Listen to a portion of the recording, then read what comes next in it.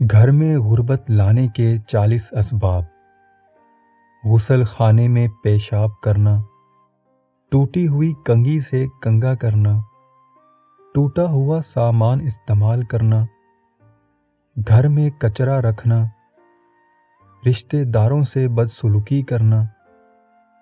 بائیں پیر سے پاجامہ پہننا، مغرب اور عشاء کے درمیان سونا، مہمان آنے پر ناراض ہونا، آمدنی سے زیادہ خرچ کرنا،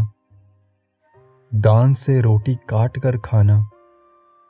40 دن سے زیادہ زیر ناف کے بال رکھنا، دان سے ناخن کاٹنا، کھڑے کھڑے پاجامہ پہننا، عورتوں کا کھڑے کھڑے بال باندھنا، پھٹے ہوئے کپڑے جسم پر سینا، صبح سورج نکلنے تک سونا، درخت کے نیچے پیشاب کرنا، بیت الخلاء میں باتیں کرنا، الٹا سونا، قبرستان میں ہنسنا، پینے کا پانی رات میں کھلا رکھنا، رات میں سوالی کو کچھ نہ دینا، برے خیالات سوچنا، بغیر وضو کے قرآن مجید پڑھنا، استنجا کرتے وقت باتیں کرنا، ہاتھ دھوئے بغیر کھانا کھانا، اپنی اولاد کو برا کہنا، دروازے پر بیٹھنا، لہسن اور پیاز کے چھلکے جلانا، فقیر سے روٹی یا پھر اور کوئی چیز خریدنا، پھونک سے چراغ بجھانا، بسم اللہ پڑھے بغیر کھانا،